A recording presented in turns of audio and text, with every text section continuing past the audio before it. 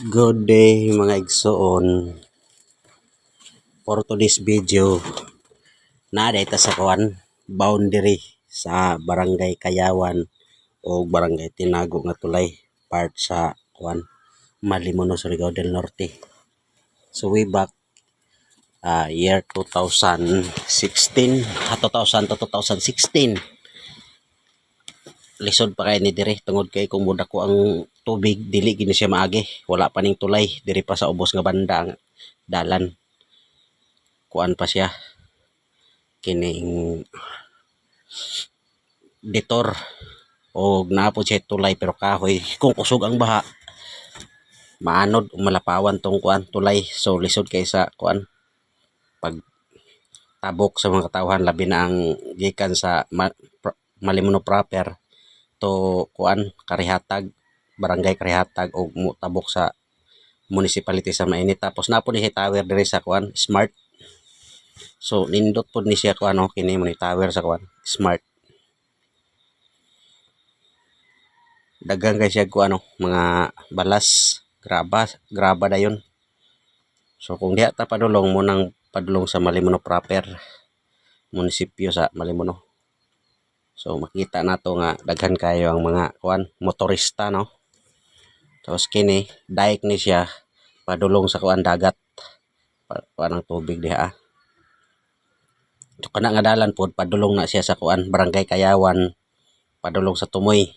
Pwede ka diha maagi padulong sa municipality sa kuan Mainit sa Kaupgyapon sa Surigao del Norte. So nice kay ang view diri guys, labi na kung hapon tambay-tambayan siya tungod kay presko ang hangin na naidike. So sa katong wala pa nako pwede gyapon mag-adventure diri. Pwede mo moagi diri kung gikan mo sa Surigao City padulong sa Mainit.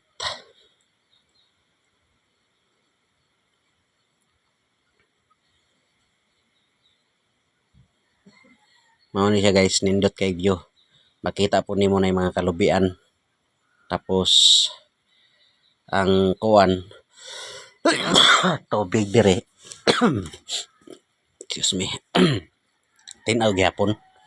Kay ang ibabaw ani mo man tong picture na tong niagi nga kuan na siya kaliguanan.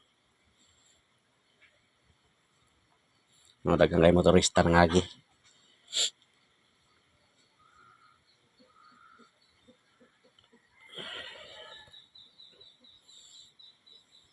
So kini guys muni sa ibabaw nga part. Babaw nga part sa tulay. Daik gyapon ni siya. So connected ni nga daik katong daik nga makita nato sa tulay. Tapos na siya ko tubig nga fountain. Tungod sa kuan kusog sa tubig. Tungod sa kusog sa pressure sa tubig nga source sa Malimono o Tinago. Kuan sobrang tubig kusog kayo. So swerte kay mga katawan diri kay abunda kayo kuan tubig dili man problema. So daghan po day isdaan nga sapa guys, ang sapa nga kita nato